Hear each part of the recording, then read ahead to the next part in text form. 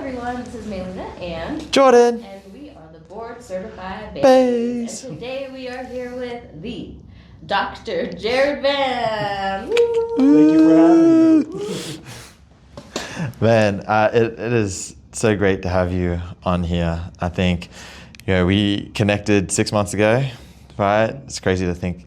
It feels like it was yesterday, but also so long ago. It's like weird. Yeah.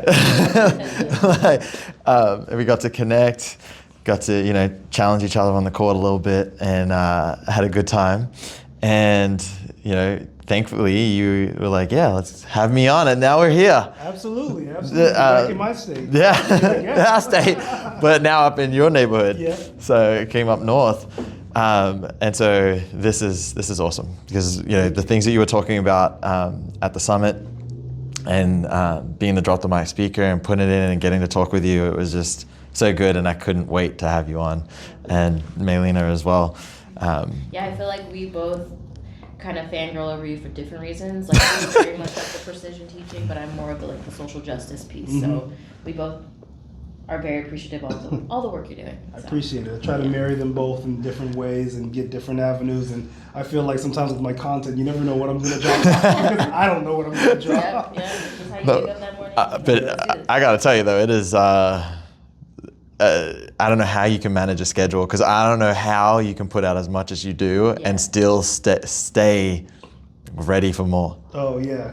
I mean, it's just, fluency, building fluency, practicing. Yeah. I mean, I started out when I was a kid writing rhymes, and I just kind of transferred that skill over to writing scripts to talk about on social media. And then I just write the script, I put it up there, there's a teleprompter. People don't really know all the time. Yeah, it looks good. I'm just talking off, I'm not talking off the phone. When I do, yeah, you have me fooled. it's clear. I'm not good at that. But you know what I mean? I just be thinking deeply, and I'm reading articles or whatever, and I'm like, man, other people should know this. And I just make content about it. Or I see stuff online, and I'm like, let me dissect this in a way that not everybody else is talking about it. So, yeah. It all looks good. And you had me fooled because I was like, man, he just got it. There's no arms, ifs, but. I was like, it's just with it. So, seasoned speaker, didn't know that you were writing rhymes before, so we might have to ask at the end what's a little rhyme and have you throw one out. Okay. But maybe not. We'll see. We'll see. But I mean, you have those two sides, and so I guess it would make sense to BCBA to dive into the clinical side of things and talk about one of your near dear pieces to your heart, which is precision teaching. And I always say it's the lost child of ABA because there's research, all that, but not many people know how to do it or implement it effectively. And they see acceleration chart and they're like, we'll just go with frequency. Let's just give a count. So, can you just describe your story? Because one, I don't know it as well, right? But your story in the field of applied behavior analysis and your journey to being a BCBA and finding precision teaching and then diving into it as hard as you have. Yeah, absolutely. So when I graduated from undergrad at the University of the Pacific, which is in Stockton, which is not far from here, I graduated with a BA in psychology.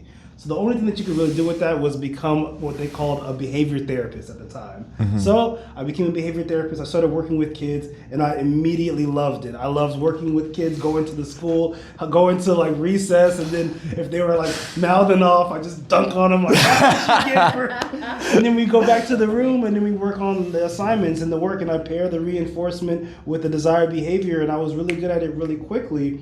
And I recognized that I was good, but I was like, I could be better if I went to go get more schooling. So I went down to LA, and I went to the Chicago School of Professional Psychology at the LA campus to get my Master's of Science. And we had to do SAF Med, say all fast minute everyday shuffled, which is a precision teaching thing where it's basically flashcards. You see terms, say definition, right?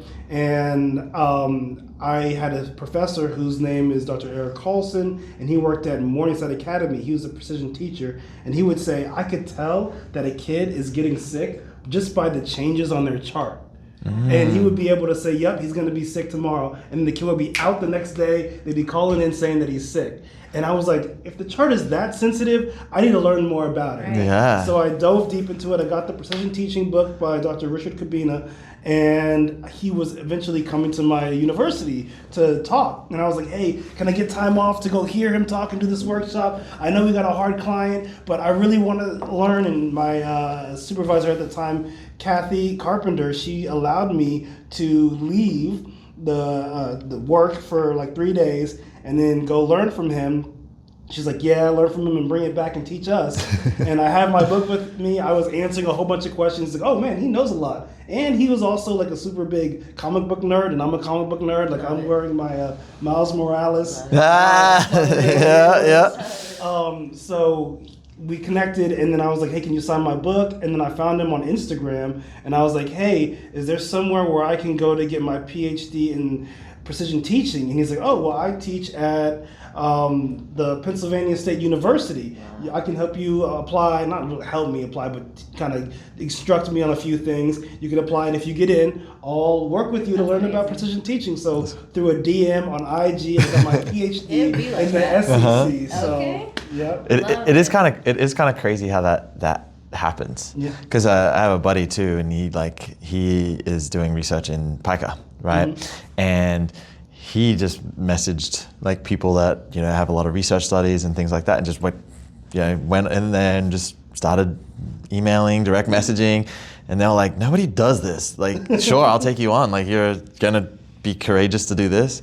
I'm like, why don't people do that? Like, I mean, that's how it is really in academia. We are so into our areas. When someone else is interested, we love to talk about it already. And we're like, yeah, we'd love to show you everything we know. Hopefully we don't scare you with the amount of stuff to get to where we are. But, that's how we all are. I love that. Okay, well, so for the BCBA, the RBT, whoever, anyone that's in the field that doesn't really know what precision teaching is, can you kind of tell us what it is and kind of like how to use it, or not how to use it, but what is it, and what can we do with it? So precision teaching is basically, and I don't have my notes, so let's see how we do it. Precision teaching is basically a behavior detection and measurement system so that you can not only detect behavior more precisely and accurately, but be able to measure it across time more precisely and accurately, and make database decisions as you go along. One of the most important things about precision teaching is the standard acceleration chart. I don't have one with me, but let's say that you were able to We'll pop one up. Yeah. And you can see that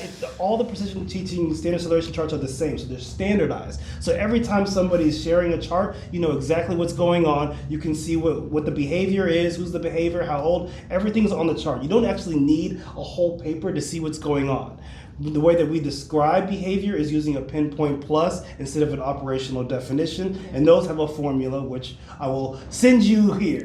And pinpoint plus has learning channels, the pinpoint, and the context, right? And you use that formula to describe every behavior. So it's super simple. So it's like see, say, says, letter. If you try to teach a kid how to read, it's like, oh yeah, a lot of parents will say, yeah, my kid knows how to read. Okay, well, do they know or they know their alphabet? Let's say they know their alphabet. Does that mean they know how to see and say a letter? Does that mean that they know how to think of and say the alphabet? Does that mean that you could say the letter and they can write it down? What does it mean to know your alphabet? That's a very imprecise way of saying it. So if we say, can they see and say the letter sound?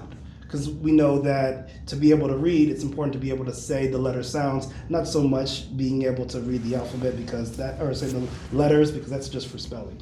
But one part of reading of precision teaching is being able to detect behavior. We already know that in applied behavior analysis, that behavior detection is super trash right now with operational definitions. So then you put it on the chart and you're measuring it across time, and the chart that they use can measure from once per day to 1,000 per minute, which is essentially the range of human frequency. Nothing goes above 1,000 per minute. The only two things that might go above it, and that's tap dancing. One dude might have been able to do it, and then drumming. But we're not really measuring those things, so we don't have to worry about it.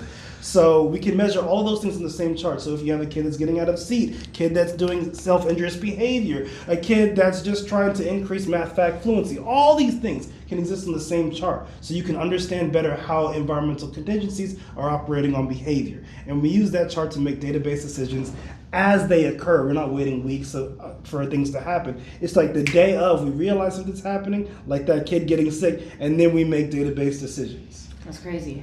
Yeah. Wow. Thank you. Yeah.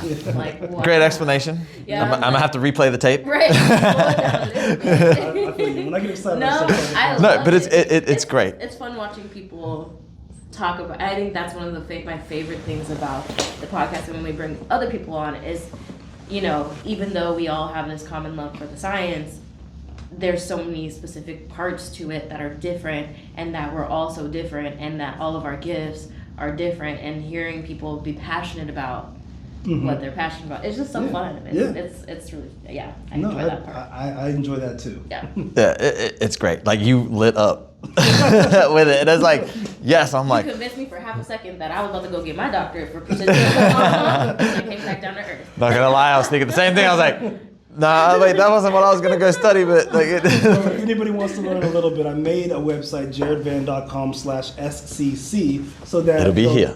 It'll teach you like basically the basics of the standard acceleration chart. It'll walk you through a little like training, and then you can actually chart on it by going to chart your data or whatever, chart your behavior, and then you just enter in the raw numbers, and it'll accurately chart on the graph. Yeah. So I made that just as a free resource for anybody that wants to learn, because it can feel very daunting to learn all this stuff. Too. Yeah, I gotta say, as somebody that, you know, when going through school, learned precision teaching, and it stopped there. Like, until, I mean, I still know it exists, right? I still know it exists, still know the acceleration chart, but it is intimidating to look at. Your drop the mic speech at the Black Men in Behavior Analysis Summit, like reignited, like, yeah, this can really do some stuff. And like getting to watch you and do it, and then, you know, Melina comes running over like, that was so good, I need to do it again. and so like from then, and then we talked a little bit after that, like, no, I do actually got to learn more about precision teaching, just as a clinician, so I can be more effective. And then getting your like dissertation, you sent it over to me, I read it, and I was like, I know just the kids. And I have to say that actually has changed the lives of those kids that I implemented it with. Really? So, and there is a psychological assessment that was done prior to it, just for school, and then one done after, and there is a difference in the anxiety level and the self-value level. I can't remember what the subtitle was, but like how she thought of herself. So just wanted to tell you that thank you. Thank you for that. And I also have played on your the website, and I was like, actually, this makes so much more sense than reading the textbook. I was like, I like the step by step. I did play on there on the graph. I mean, I already knew how to graph there, at least the top left quadrant, which is what most people feel like they learn first. At least that top left, and I was like, oh, I might just send this over to my client, and then they might have a little bit more fun because it's on the computer that they never get to use. So, and then they can just take a photo and send it to me. Exactly. So I did want to say that. So definitely check out, if you don't know about precision teaching, you have to check out the website. It does break it down in like small pieces. They're bite sized. Go look at the TV, come back, take another bite. Just keep building and then play around with it. And it's not as intimidating anymore, for sure. So then, let's dive back into persistent teaching. What do you feel like persistent teaching, and you kind of said this already, like the sensitivity of it, like what is something that persistent teaching gives us that like standard ABA measurement just is not giving us? Ooh, okay. Where do I start?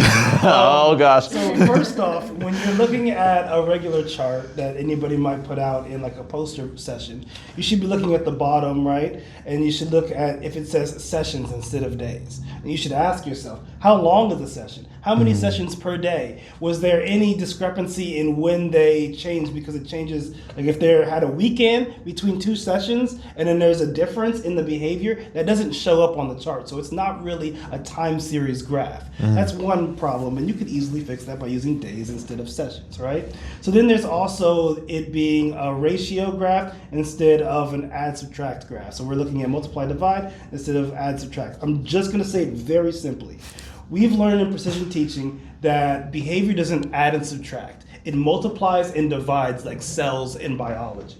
So when you're putting behavior that divides and multiplies on an add subtract graph, you're doing a disservice to the visual display because you're not going to be able to make accurate, timely database decisions. There are so many more things. The last thing I'll say is that with the standard acceleration chart, when you measure acceleration, which is count over time, which it shows learning speed, which is actually a non-biased measure of learning, whereas every assessment that we have right now to assess disabilities of learning and all that other stuff, they're all biased, and they all make Black and brown kids go into special education at higher rates, disproportional to what they are in actual communities. Mm-hmm. And using the standard acceleration chart to measure behavior in assessments could help resolve those issues. Yeah, for sure. Wow. Okay, so as someone that like is very like, I'm probably gonna need layman terms, you know, given to me, or like if I'm like, okay, but how do I, as not, I don't want to say just a clinician, but like as a clinician in a typical like clinic setting, how could I use precision teaching to start changing like what I'm doing with the client? Like what is a realistic step that I could take to apply it and use it? Okay, so there are two different routes you can go. One, you can change how you operationally define behaviors to the pinpoint plus. So like a lot of times people have operational definitions that are super long or have more than one behavior in them, so it can be difficult to detect. Whereas a pinpoint plus is super simple.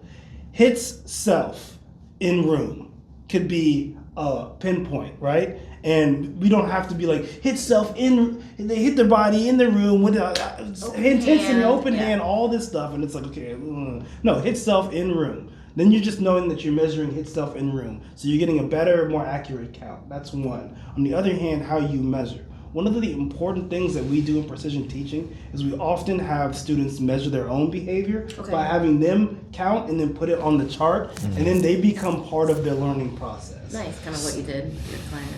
Yeah, exactly. So they can see their growth, you know what I mean? And then they can be proud of their own self. So it depends upon how old they are, what kind of level they are with being able to understand those things and be able to communicate those things. But it really gives them the opportunity to see what we see, but without being too into it, you know? Love it. So just to add on to that, so you know, if a client or an individual isn't able to or doesn't have the skills yet to be able to track their own like data on the chart, do you find that it is still as successful in measuring even though they're not a part of that learning process that you're talking about? Definitely, absolutely, because one of the things that you're doing is you're measuring change more sensitively. So for instance, there's this guy that had cerebral palsy, right? And he was not able to actually move his body. Okay. They said that he was going to be ambulatory his whole life. He'd never be able to get up and go to the bathroom. Using precision teaching, using very sensitive methods of measurement, and building what we call the big 6+6, which is like reach, touch, tap, twist, but basically all these like small things that you need, like being able to pinch to be able to take these things, like all these small little bits of behavior, by increasing like the pinch to being able to say, let's see how many times you can do this, and then let's speed it up, making it more easy so the individual can do it. He went from not being able to walk to the bathroom to being able to walk to the bathroom to being able to ski. He ended up driving. He graduated with his master's. Like, he was able to do all these things, and he didn't need to really engage with the chart. He just needed to have somebody that was like, hey, we're not going to place limits on your behavior. Right. You're going to tell us what you can do. Right. And when you do that, when you let them reach their full potential and tell you what they can do, then you know the charts, the behavior goes off the chart, and it's like, oh my God, I didn't know that they were going to be able to do this because you didn't limit them by what you thought they could do. Right. Yeah, it's back to the behaviors dictating everything, and you're reading it in time. That's such a cool story to hear too. Like, it's something I haven't heard. It must be just in the precision teaching world. Yeah. I was like, wait, what? Like, which paper was that in?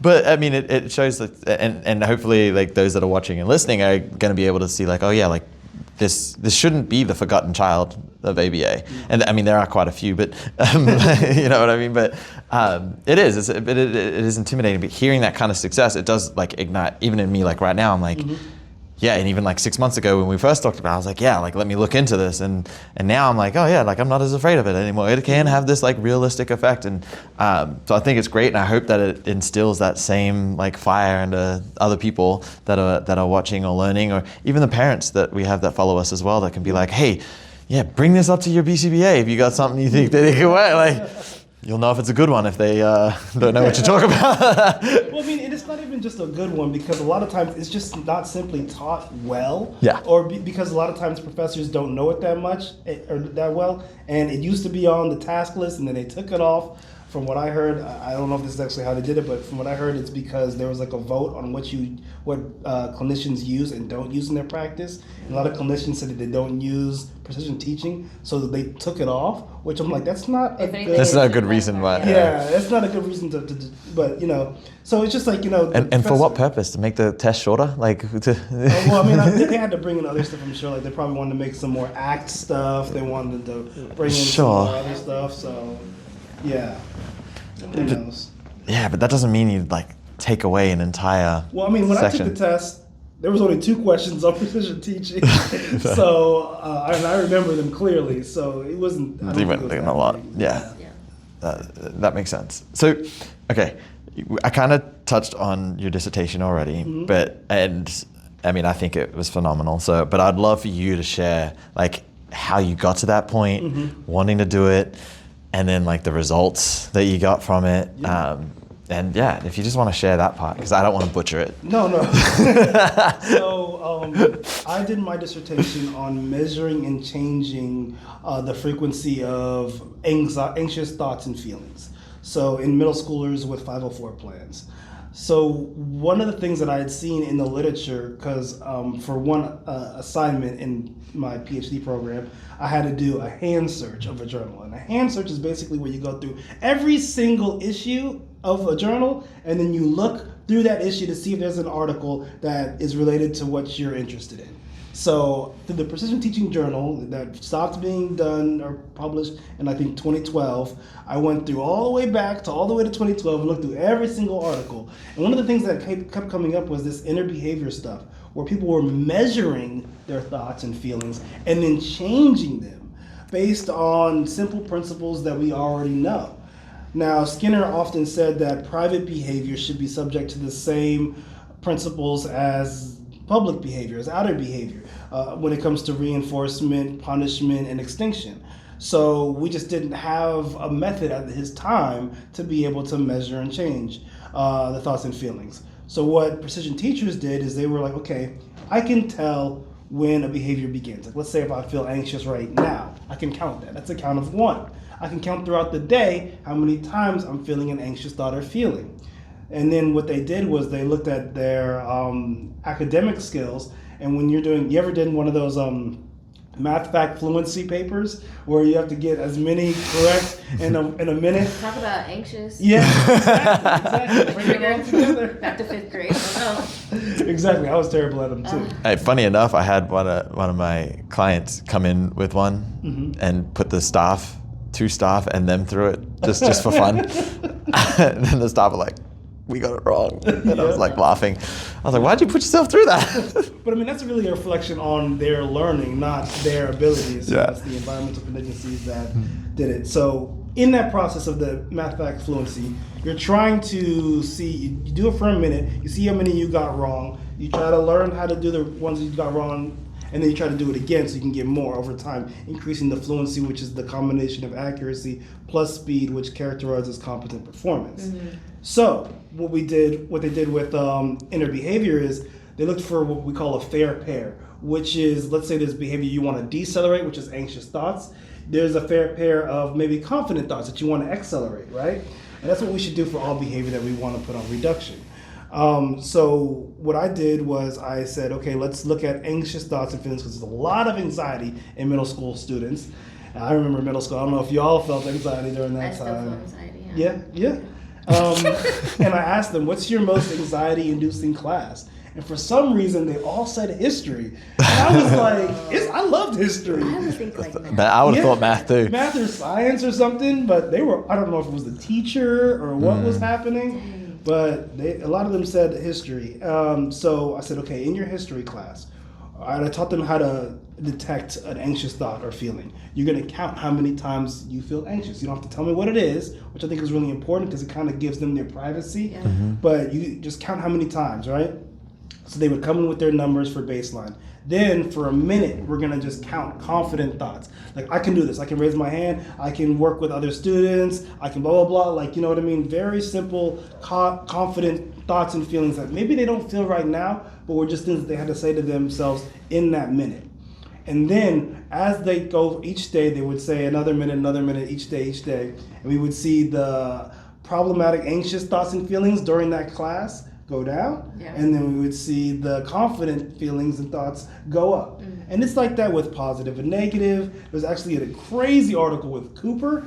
And he, I think I told you all about that, but he was like trying to save his marriage and he was having thoughts about other women and he was hated to take his kids to school. But the thing was, he didn't want those thoughts and feelings, you know what I mean? So he decided he's gonna do an intervention like any other behavior analyst would do.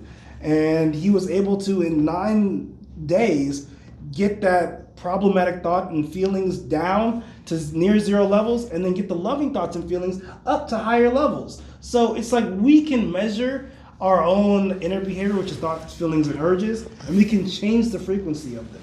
The problem is there's a dearth of literature. There's a misunderstanding that private behavior can be measured or changed. And one of my things is I want to change that because it's like a whole realm that we're just saying, oh, we can't touch it because we can't see it. And I'm like, that's not smart. Because science isn't predicated on what we agree to be true. If him and I are both tripping off of something that we consume, and we're like, there's purple elephants in the sky, and we both have 100% agreement, does that mean that there's purple elephants in the sky? Right. No. So, you know what I mean? Good point. It doesn't work like that. Science doesn't work like that. Science simply is. So as long as we get more charts, more data, more behavior that we're measuring, we can understand what it looks like by having it have more validity when it comes to reliability because we have additional support showing this is how the behavior looks. And in all the research, it shows that, you know, inner behavior has similar paths as outer behavior. And for each kid that measures their inner behavior, one of the cool things is they start to notice their triggers. Okay. They'll be like, man, every time Josh comes around, my counts go up a little bit. And they start to make those connections that can be very difficult, especially as a child. So that was my dissertation, and I want to do more research on it. Huge. I actually have anxiety, like I'm medicated, and I'm like, I can see how I should really apply those things. And I can see, I feel like the cogs in his brain are probably going like, we're gonna work on this when we get home. No.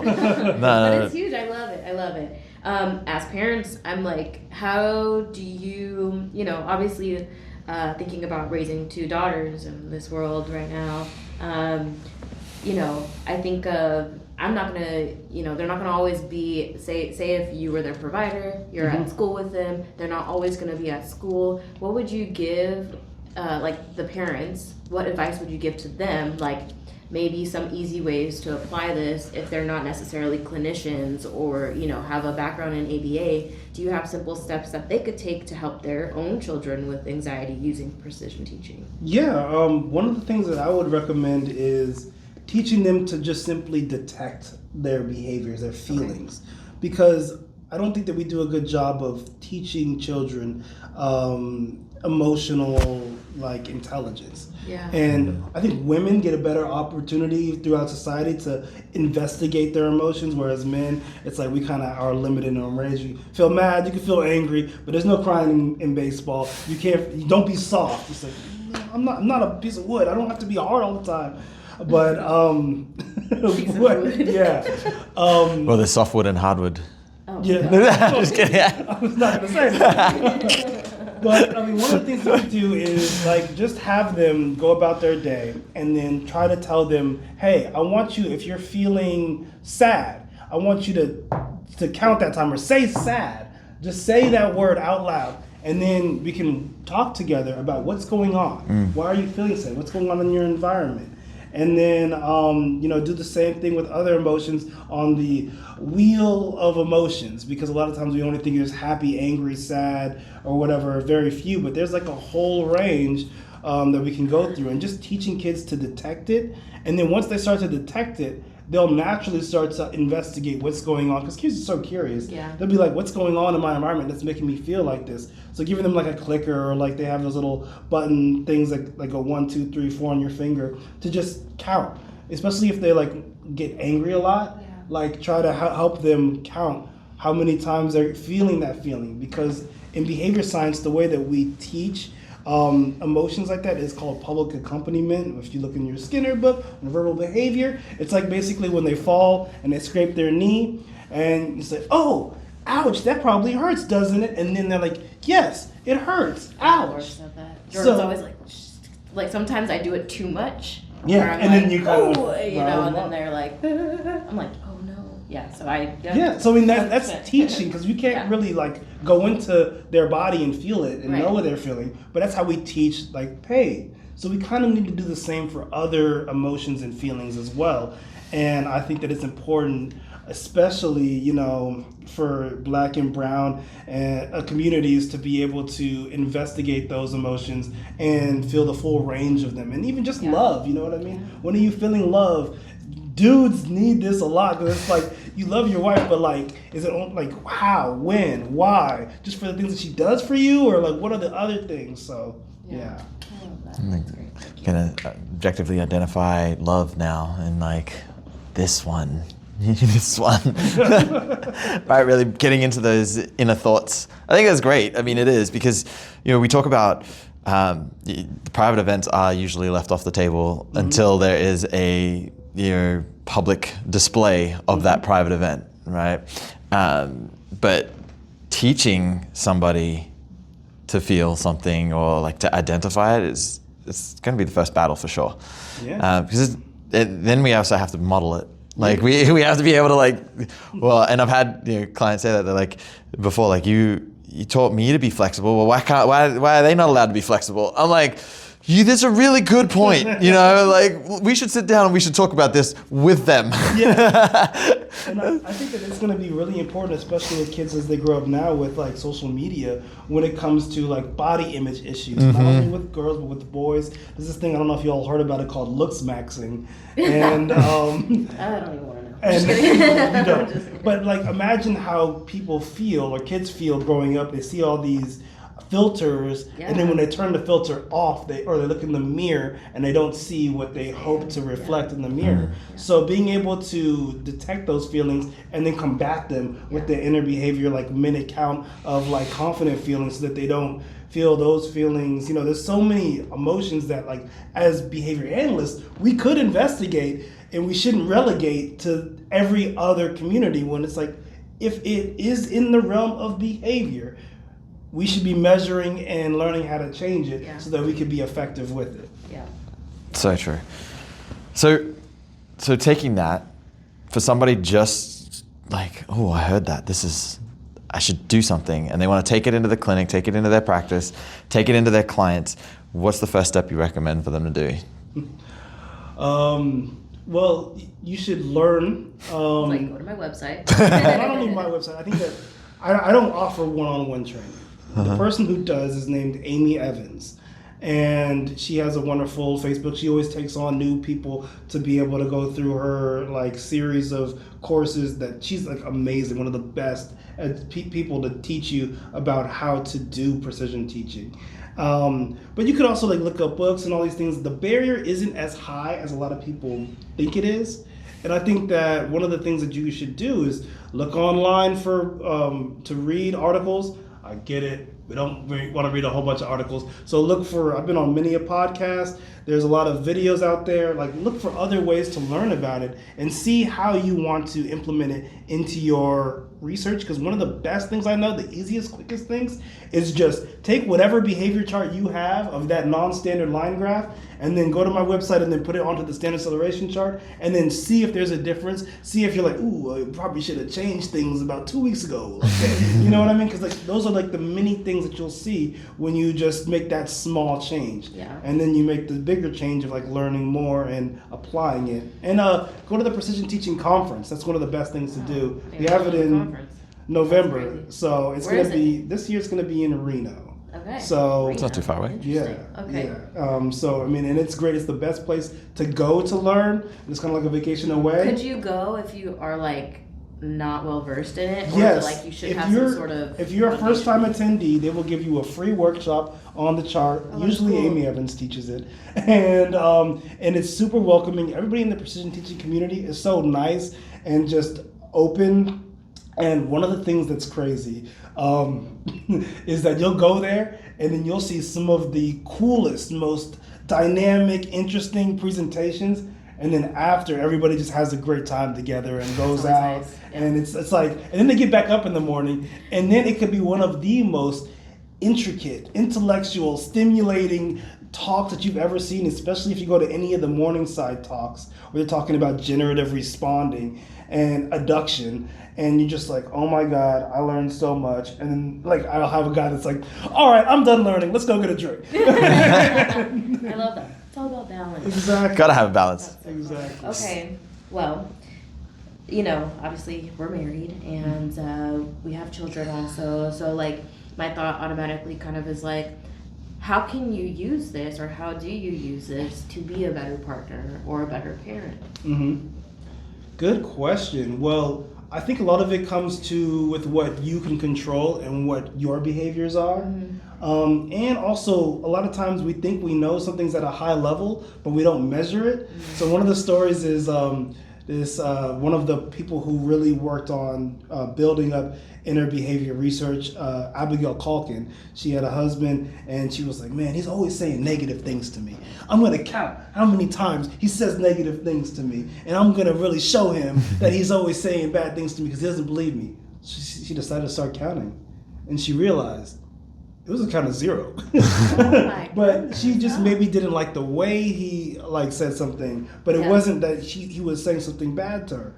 Also, when it comes to being a partner, it's like, what about like what you're doing? Like one of the things that I always do is I clean the dishes. My fiance cooks. Beyonce, ooh, ooh. Yep. Congratulations. Thank you.